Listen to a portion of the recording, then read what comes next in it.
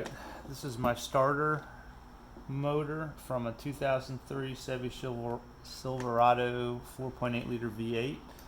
A couple times over the last few months it wouldn't start at all, and you have to give it a little tap with some screwdriver or something, and then it'll start. But you need two people to do that, with one person turning the key. So unfortunately, Chevy or any of the other normal manufacturers from Advance Auto and all those places, you can't get just the solenoids. It's just the solenoid that sticks. So and they make it very hard to get the solenoid off, so I'll show you in a second. But I found this on eBay. It was like a $15 solenoid from some company you've never heard of. I don't even know who the seller is. You can see it's from China.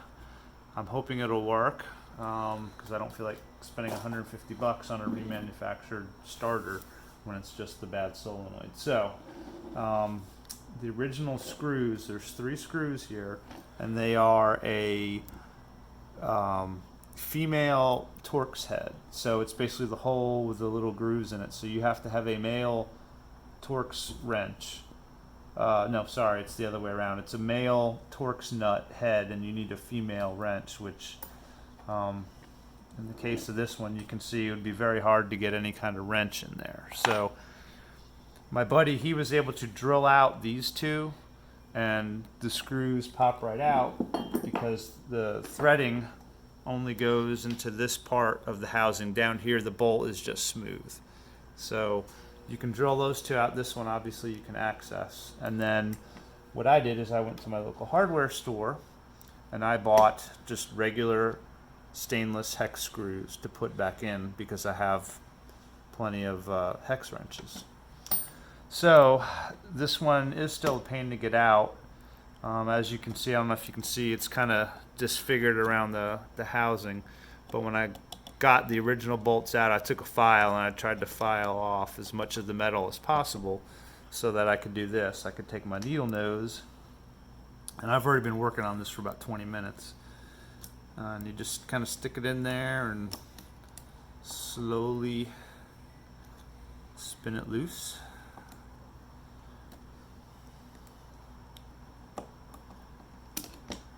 Almost got it.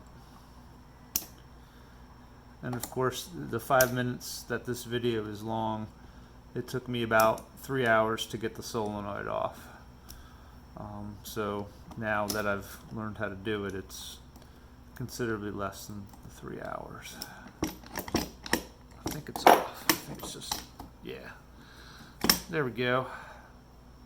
So there's the old solenoid, and there's your solenoid plunger. So it sticks. If you could take this off, and then you can spray like WD-40 in there, that would probably be enough. I mean, it seems to be working good, but for whatever reason it's not. So, and then here's the solenoid that I bought on eBay from China, as you can see. You just got to remember, when you're putting the solenoid back on, that the nut, wait a minute, that was out, right? Yeah, it was like this. So just make sure with the starter motor resting, you've got the small nut at 3 o'clock, because this terminal goes on the nut that has all the extra gobbledygook metal. I'm not an engineer, but anyway, so that's how it goes. Good luck. Let me know if you have any questions.